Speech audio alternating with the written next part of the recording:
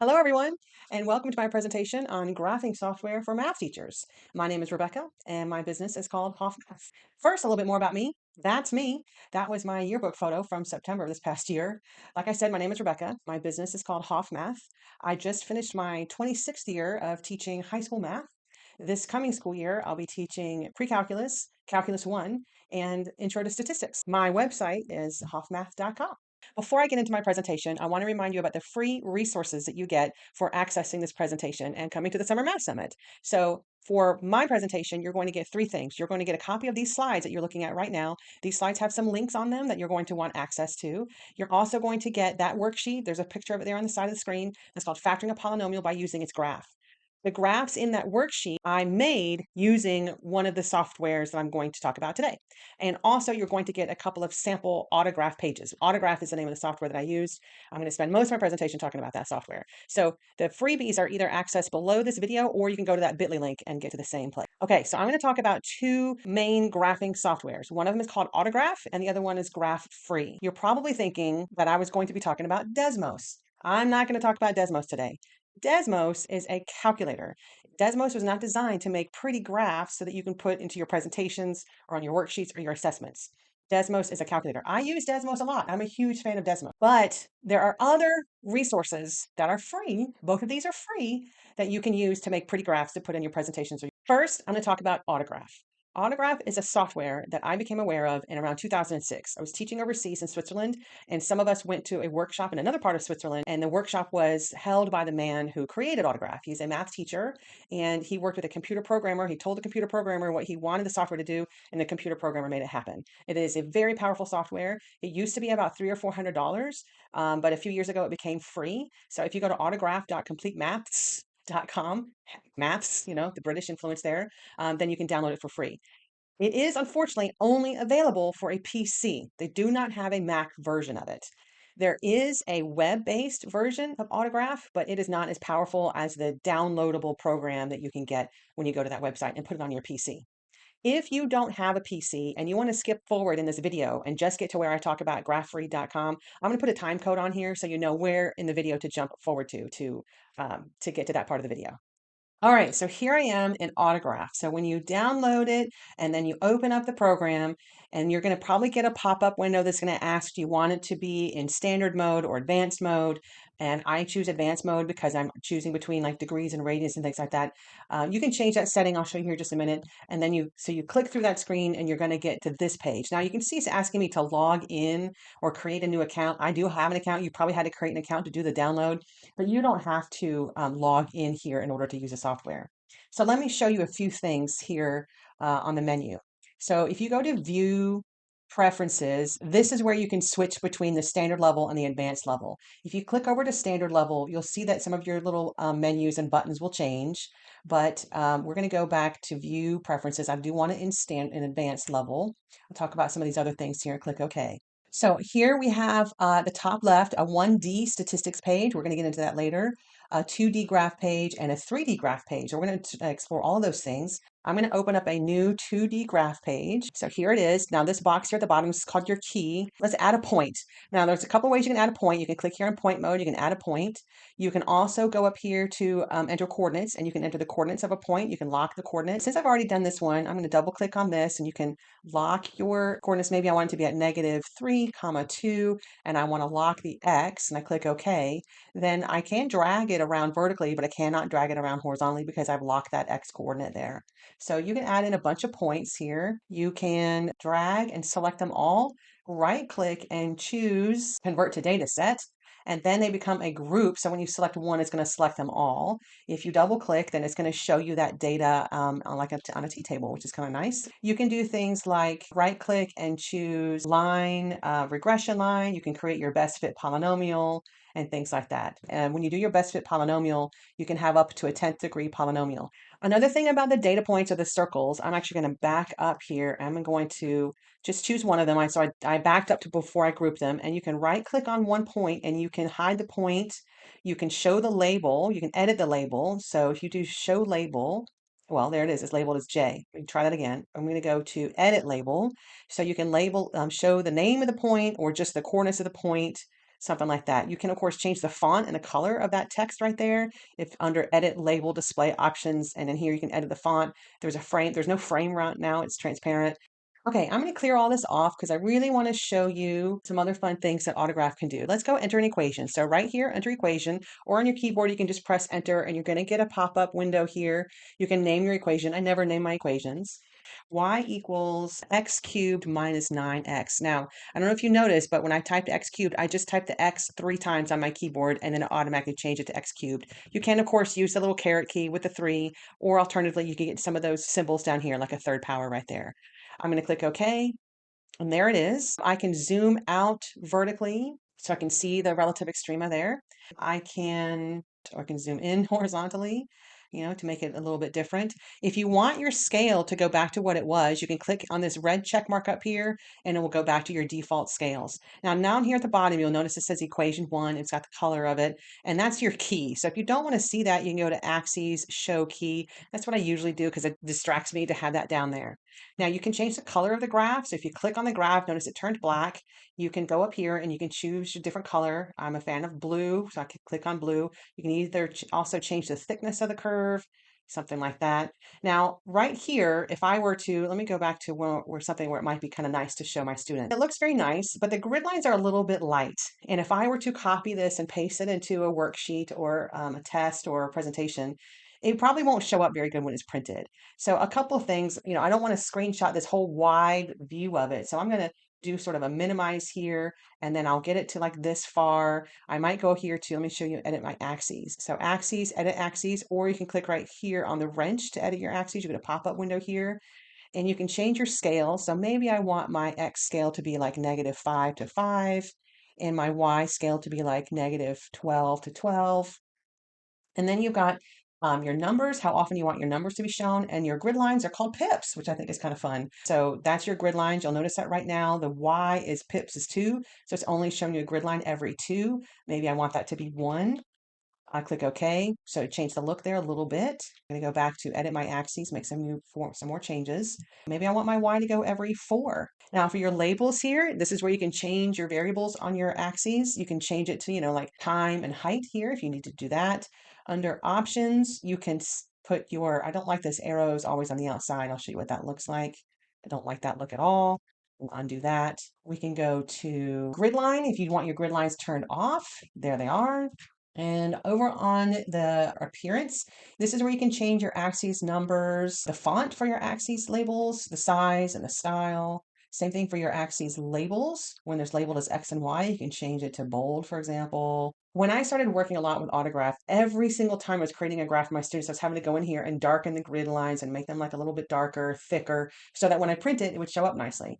And then I was like, I just need to save this. So one of the free things that you're going to get here, if you go to that link, you're going to get what I have created, which is a free, I call it Grid for Worksheets, because that's the clever name I came up with several years ago. I have already set up the thickness and the color of the grid and the size of the font that I like for my labels.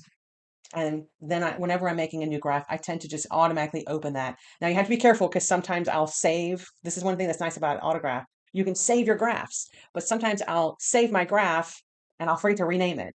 Then I have to go and like start over with my original sort of default file. So just be careful about that. Next, I want to show you how you can do some calculations in here, just like you can in Desmos. I'm going to add a new equation, which I'm going to click enter on my keyboard, and I'm going to type 9 minus x squared. Now, watch what happens since I didn't type the equals y. I click in an arrow, no equals character in equation. So I just have to type equals y, and there it is. So now I've got this parabola. I don't like that color. I'm going to click it. I'm going to go up here. I'm going to make it red. And I'll also make that a little thicker. Well, it's already. And if you select that curve, so the parabola and that cubic polynomial at the bottom, and then, sorry, at the bottom, but if you select them, and then you right click and you choose point, solve f of x equals g of x, it's going to put points on those intersections.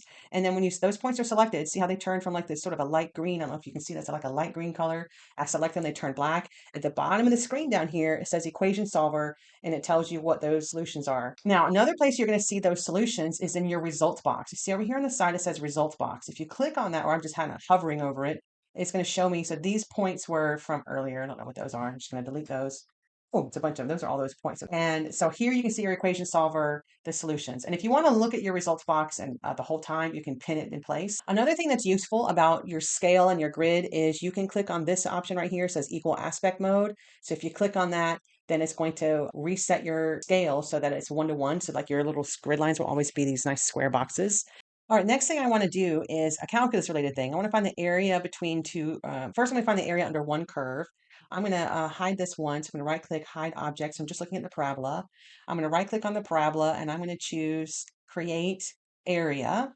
And then this is fantastic if you teach calculus because you got here your left-hand rule for Riemann sums, your right-hand rule, your midpoint rule, and your trapezium rule. This is another example of it being British because they say trapezium and not trapezoid. I'm going to choose left-hand rule and we're going to go from say -2 to 2 and maybe I'm going to do 4 divisions. I click OK, and there I've got my rectangles. I don't like the color. I can change the outline color to like purple, and there is my left-hand rule, my Riemann sums rectangles. So that's pretty amazing. If you click in the rectangles, it'll show you the area there at the bottom of the screen. Now I'm going to unhide because you can do not only the area under one curve, but you can do the area under between two curves. So I'm going to turn that other equation back on. I'm going to select both graphs, right click, create area. This time I'm going to choose rectangle, general, and I'm going to go all the way over from -3 over to +3. And then I'm going to click OK. And then I don't know if you can see it. It's turned, there it is. If I select it, it turns like green. I'm going to change it again to purple, purple. There it is. So there's the area between those two curves. And if you click in it, it shows you the area at the bottom of the screen. So that is super awesome that I can just take this image and I can paste it into a test or something like that, or a worksheet for my students. All right, next thing I want to show you is graphing inequalities. I'm going to graph 3 inequalities. Okay, I'm typing in the third one here. You'll notice I'm just typing the equation. And in order to get like the less than or equal to, this one I'm going to do, let's see, 4y. I'm going to do greater than or equal to. So I'm just typing the greater than button on my keyboard and then the equal to button on my keyboard, and it automatically changes it to greater than or equal to, much like it does on Desmos. And then equal to 4, and I click OK, and then I get this. Now I don't like these colors because I can't see them very well. So there's my graphs, and you'll notice that the red equation, or sorry, the blue one, here's the equation on here. It says x plus y is less than 4. That one should actually be shaded on the other side. It should be shaded below that blue line. But when you go here to view preferences, I had selected shade reject region. I think this is the default setting to shade the reject region, which is great if you're doing linear programming because you can kind of see it a little bit better. It's going to be the region bounded about the empty space. But if I go to view preferences, shade accept region, then it's going to switch around. But sometimes here, especially when you have 3, it's kind of hard to tell which is the section where all 3 are overlapped. I wanted to show you that feature, the shade accept region versus shade the reject region. So that's kind of cool. All right, next thing I want to show you is how you can graph things that are not functions, just like you can in Desmos. So we can graph y squared equals x. Again, I just typed the y button twice, and there I get a sideways parabola. And you can also type squared plus 3y squared equals 4. And there we have an ellipse. But next thing I want to show you is a bit more about the statistics aspect of it. It's particularly regression. I'm going to go up here and I'm going to enter XY data set. Now I showed you before how you can just put in a bunch of points and it'll turn it into a data set. But if you have data that you actually collected, so I collected some data, or actually one of my students collected some data from a project that we did. I just have it in a spreadsheet on the other screen here. And I just did a Control C for copy. And I'm going to go over here, select here and do a Control V for paste. Y'all, it just pasted the data from my spreadsheet into Autograph, which I think is amazing. But you can see here, you can also import from a CSV file. You can also export data from a CSV file. I click OK. All right, I can drag this over so I get a different view here. I'm going to select, notice I picked on my pointer tool here. I'm going to right click, create best fit polynomial. Let's just do a 5th degree polynomial. And then if I click on that curve, I can go over here to view, I don't know where my results box, we can pin it down if you'd like. And then these are 2 wrong ones that I didn't like. And then here's the other one, it's my 5th degree polynomial. So you can actually copy that equation, add an equation. And I just deleted the regression equation, the best fit polynomial. But then down here, I have my actual equation. You can take this curve and let me actually get rid of my data. Don't need that anymore. I'm going to right click on this curve and I'm going to click on enter coordinates. and it's only going to give me the option to choose my x coordinate because I selected my function. So that's going to put a point on the function itself. So maybe I want when x is equal to 6 or something like that, and I click OK. I did not lock it, so I can drag this around and will stay on the curve, as you see. I can change the color of that if I want to. Then here's what's also another thing that's kind of cool is you can go to right click. I just have the line, the point selected, line, tangent line, normal line. Calculus teachers, are you listening? Okay. And we say tangent line, and there's the tangent to the curve. And then you can drag it around, and there you have it. All right, I want to show you something else. Calculus teachers, are you listening? Click the function, go up here and click on gradient function, and you can give it a name. I didn't give it a name. I click OK, and it gave me the equation or the graph of the derivative function. Okay, next thing I want to do, and this will be useful for geometry teachers, some trig teachers. If I click on this enter shape here, I'm going to enter some coordinate. Enter 1, 2, 2, 3, 4, 0, 6, 4. I don't want to fill shape. I'm going to click OK. And I don't like how they're joined like this. So you double click on it and you can choose your different endpoint. I don't want it to be back at the beginning. I just want it to be the last point that I entered. And I click OK. Actually, I say this for calculus teachers as well, because sometimes I want to create a shape so that we can talk about the limit of the graph at a certain place. So I want to just put in some random line segments and stuff like that. So I do this quite a bit for my calculus students. And of course, you can right click and see the different kind of options that you have here for transforming, reflecting, stretching, matrix transformation. So you can also explore that. Let's talk about trigonometry. You'll see my default setting is that I'm in radian mode, which is good. I want to stay in radian mode. I'm going to enter a new equation, y equals 3 plus 2 sine of 2x. All right, and there's my sine curve here. I like it. I get a nice view of it, but I don't like how my axes are labeled. So I can go to edit axes. I'm going to untick for the x, the automatic settings, and for numbers, I'm going to say pi over 2. So I'm just going to type pi and it changes to the pi symbol over 2. And then for my pips, pi over 6, for example. So that's my grid lines. And there you go. That's kind of nice. And of course, you can also add some points on here. Maybe you want to add a point. You can also click on the graph and enter the coordinates and enter, say, pi over 4, and it'll put a point right there, pi over 4. All right, the other thing I want to show you is how you can only show if you want to show just a limited domain of the function. So I'm going to double click on my curve to get my edit equation box, and you can click on startup options. So this is where it's automatic. It's going to show the graph for the whole screen. But if I go to manual, maybe I only want to show it from 0 to 4 pi. And I click OK and OK once more. And there you can see I'm only showing however many cycles that is for that curve. It's like about 3 cycles. While we're here, I want to show you that you can also add a label. You can click on the curve. I'm going to right click on the curve. I'm going to choose edit label. You can also go up here to this text box. I don't like that feature as much, but I can go to edit label and you can, I don't want the name of the equation. I just want the value of the equation and then show label and click OK. So there's the label right there. And of course, if you don't like that font or that font color, you can go to, let's go back into edit label and you edit your label display options. All right, next up, let's graph a polar equation. Yes, a polar equation. All right, I'm going to enter a new equation and I'm going to graph r equals, that's important, r equals cosine of 2 theta. Now to get theta, you got to click on that little button right there, 2 theta, click OK. Missing a character. Close my round bracket, as they say in England, and there we go. Now, it doesn't look like how I wanted it to look, so we can do like a 1-to-1 to square it off, and we can go to axes, edit our axes here, and options. We want it to be polar. Click OK. There it is. Maybe I want to zoom in a little bit here, like so. And you can see that it's showing you the grid lines here at like pi over 4 and 3 pi over 4. But if you want more grid lines, you're going to go into edit your axes, options, and you're going to choose your subdivisions. I would recommend subdivisions of 3 because then it's going to show you. So if that's a fourth of pi, then you've got 1, 2, 3, 4, 5, 6 to get up to a half a pi, which makes each of these a 12th. So this is a 12th, and this would be 2 twelfths or pi over 6, 3 twelfths or pi over 4, 4 twelfths or pi over 3, and so on. So that's something that you might want. And of course, you can also go into axes, here, edit your axes, and you can change your how dark you want those grid lines to be. Once again, like so. And under edit axes, you can change your x to be, maybe you want the pips to be a half, 0.5, as well as your y, 0.5, but keep your numbers at 1. And there you go, you get more circles there. while we're here, I want to show you about copying and pasting into a Word document or maybe a Google Doc. So you want to set your screen sort of the size that you want. I don't want this key here at the bottom, so I can go to show key, untick that.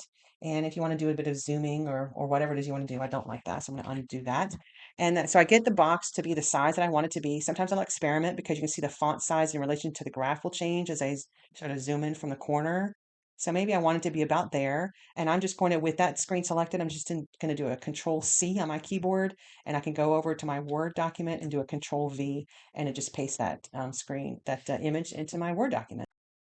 All right, next I want to show you how to graph in 3D. So this is for you calculus teachers. All right, I'm going to click up here on the new 3D graph page, and I get this. You can drag your mouse around and see how it changes. That's pretty awesome, except I don't like that box around it. So I go up here to edit my axes.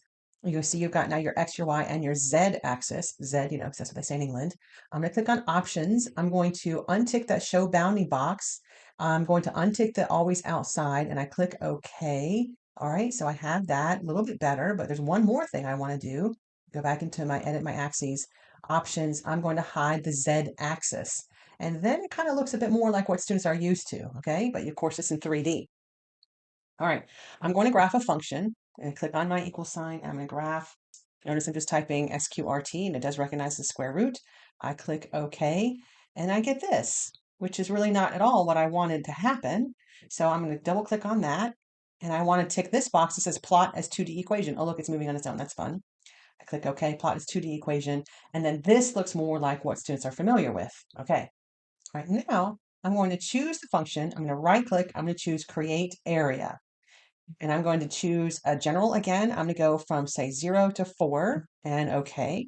And then I get my area. I'm actually going to change my axes a little bit here. Let's make my maximum on all of these to be 5, just so we get a better view. All right. Now, you can probably guess where I'm going with this calculus teachers. I'm going to take this area. I'm going to rotate it around the x-axis. Before I do that, I'm going to click on the turtle because that's super fun. Now, the area right now is pink. Let me change that color. I'm going to right click and I'm going to choose create volume. I choose that. And here you can do a horizontal axis of rotation. Y equals 0 is the default setting. Unfortunately, it will not do a vertical axis. It will only do a horizontal axis. And then I click OK. And it's going slowly because I turned on the turtle. How fun is that?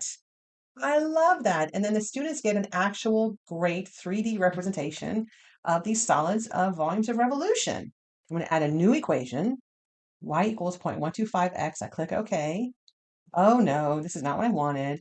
So, whoops. Double click on that, turn it on.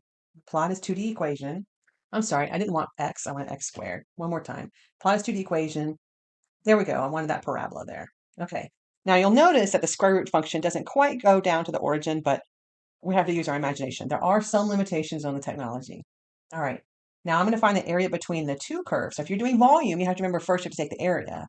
And this is also a great way to show how your one rectangle, if you're doing your Riemann sums, one rectangle turns into a cylinder. If you want to get into that exploration. Whenever I'm teaching volumes of revolution to my students, I always open up this program and do this demonstration for them so they can see it. It's the best one that I have found. I've seen a lot of different things out there, and this is really the best one for showing volumes of 3D. All right, so I'm going to click create area. We're going to go from 0 to 4 once again. Click OK. Now it's kind of hard for you to see. It's it's hard for me to see. Let's make this dark purple color again. Well, sort of now it looks a bit gray. All right, now choose the area. It turned like a yellow color, and right click create volume. Axis of revolution. You can go around the x-axis again, or maybe let's be crazy. Let's go around y equals -2. What? There it is. And there's your 3D shape. It got cut off at the bottom there, so I need to change my y minimum. Let's just go down to -6. So we see there it is. And of course, you can also change the color of the 3D shape here. So maybe we make it blue or something. Next up, I think this will be the last thing, is to talk about the 1D stats. I'm going to click here on a new 1D stats page, and I need to add some data. I'm not sure if you're familiar with the Data and Story Library, DASL, Dazzle, but you can get some great data from the Data and Story Library. I have some data on this other spreadsheet over here. All right, I'm going to go up here. I'm going to click enter data, and I'm just going to do a Control V. And look, it even copied the name of the data, pasted the name. I click OK. Nothing happened because it's just saying that, oh yeah, you have data, but I haven't told it what kind of graph I want for my data.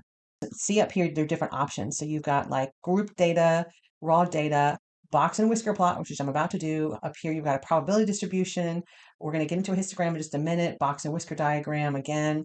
So here you can enter your own box and whisker diagram if you have the 5-number summary, or we're going to do a box and whisker diagram from our raw data. And then here you can do some dot plots. We're going to get into that. Okay, so I'm going to go ahead and choose box and whisker from my raw data. There it is. I named it. I colored it. I can change the colors, of course. And I can also drag this up and down because, of course, your raw data, your box and whisker plot doesn't have like a second dimension. Okay. Now, the other thing I can do here is I'm going to take the same data and I'm going to enter a dot plot. Plot up, spacing 0.1, like so. Now, I don't want my box and whisker plot anymore, so let's just delete that. And sometimes if you zoom in and out, the dot plot will look much like a dot plot. It'll look sort of like a bar graph. But if you zoom in far enough, you will see all those different dots. And of course, you can select just one. It'll select all of them, and then you can choose a different color. I'm going to choose blue. So there's your dot plot there. If you click on the red check mark, it'll auto scale it for you. Now it really doesn't look like a dot plot. So this is another idea where you can zoom in to see those dots like so, and zoom back out. So there's my dot plot. Now I'm going to turn this raw data into group data. So I'm just going to right click and I'm going to say group data set. And then here's where you can you can have some control over this. So it says right here for the minimum to be 30, the maximum to be 60. So that looks like maybe it might be okay. I do have an outlier over here.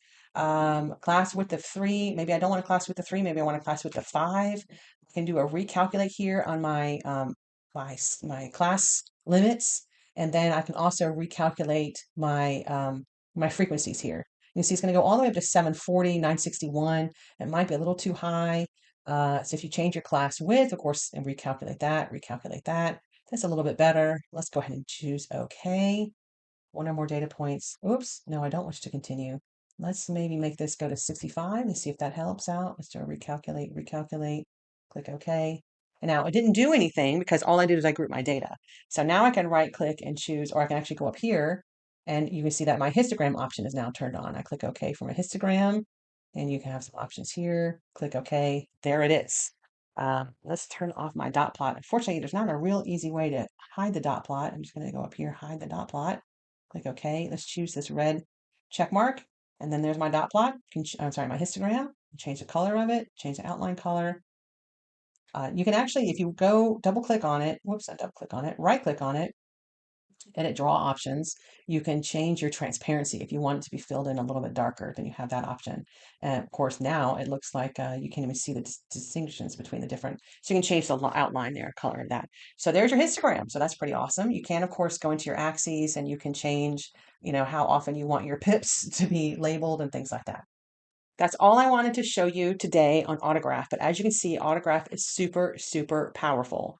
There's so much more that Autograph can do. Like it can do sliders and it can do more with statistics that I just didn't have time to get into today. It is free for a PC. Let me remind you about that. It is a free download for a PC, guys. It's super awesome. And the other thing I want to point out to you is that they have a YouTube channel. It's an Autograph YouTube channel that Complete Max put together. So if you click on that link, it'll take you to their YouTube channel.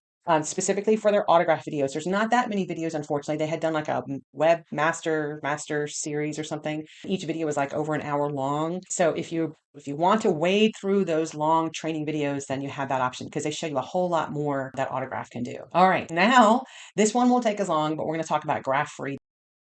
All right, here we are at graph-free.com. And we're going to click on make a graph.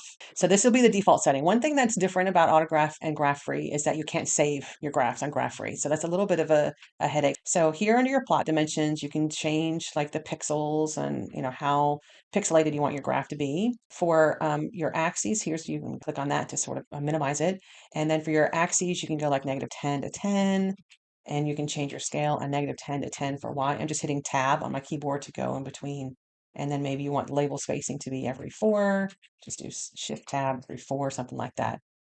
We can make that a little bit bigger there if we want that. You can want it to be horizontal like so. You can change it to a Cartesian.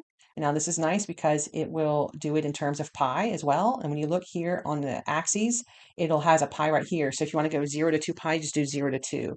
If you want to go from -2 pi to pi, -2 pi to 2 pi, then you go there, and then you can have how many multiples of pi do you want for the grid line spacing or then label spacing. So that's pretty awesome. Also, under plot, you have a series, you have 6 plots that you can do at once, and you have different options here. So you just do a traditional function, you can do asymptotes, and you can see the instructions here that you need to put a semicolon between multiple asymptotes. If you want to do an implicit function, like this would be for a circle, polar, parametric, piecewise, you can only do 3 pieces at a time, unfortunately. So sometimes if I have a piecewise with like 4 pieces, I'll just do a piecewise with 3 of them, and then I'll do the other one, the other piecewise, it was just 1 piece. And you have to put in your limited domain there. And I'll just make them the same color, and then nobody will know. XY scatter, if you want to just put in a list of ordered pairs here, no semicolons needed. You can also do polar coordinate system or Cartesian. Under polyline, this is if you want to order, if you want to just create a like a polygon, but just like line segments, and then slope field, we'll do that as well. And you can choose your colors and the style of your line and things like that, whether you want arrows graphed at the edge. So let's just graph something. So if I wanted to do maybe x cubed, again, I'm just doing xxx minus 9. Okay, I've got that graph there. I'm going to change my y min to maybe -20 to maybe I want my x to be maybe just -4 to 4, something like so. And look at that. And I want it to be blue, and I just press tab and it will change to blue. So it also is a little bit annoying that I have to sort of make my changes here at the bottom of the screen and then scroll back up to the top of the screen to see my changes. So those are your plots. You can do some shading. Now the shading can be a little bit tricky because you have to choose a point within the region that you want to shade. All right, so I changed my equation, and if I only wanted to shade the region that's between this curve and the x-axis, like if you're a calculus teacher, and you just have to pick a point that's in the region we want to shade, so maybe I pick like -0.5, 1. So if I go here to shading, and I do point -0.5, 1, comma, and then it's going to shade the whole side of that curve, which is not what I wanted. So then you have to sort of trick the program and say, oh, there's another function that's x, what was I thinking, y equals 0. Then it will shade that.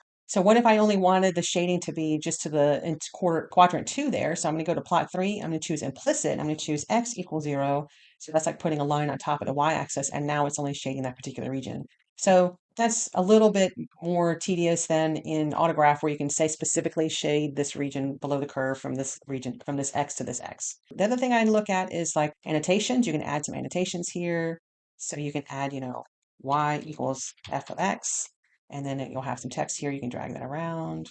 Under legend, I actually never use legend, but you can. General appearance, if you want it to be large or thick. And then you get a different look there. So that's graph-free.com. Definitely check that out. And I also have for you some blog posts that you might be interested in that I've written. One is called The Best Graphing Software for Your Math Classroom. Spoiler alert, it's autograph. And then I also have a How to Graph a Volume of Revolution with the autograph software. So if I went too fast in this video and you want to repeat that, you can go check out that blog post. It actually has a video where I show you how to do it again. And for those of you that bought the VIP ticket, it's not too late to buy the VIP ticket, probably when you're watching this. There is a bonus resource, which is a piecewise functions card sort. I have this for sale on my TPT store, but I'm giving it away for free if you got a VIP ticket. You see what it looks like there in that picture. And all of those graphs for that card sort I made using Autograph. So there you go. Finally, let's stay in touch. My name is Rebecca. My email address is rebecca@hoffmath.com. My website is there. That's my, I was going to say Twitter handle, but I don't do Twitter anymore. What's it called? Instagram handle there. Also, I have a Facebook group you might be interested in. That's for Algebra 2 pre-calculus and calculus teachers. Click on that link there, and you can get to that Facebook group and join. And I'm there like every day checking out my Facebook group. Thanks, guys, so much. And maybe I'll hear from you soon.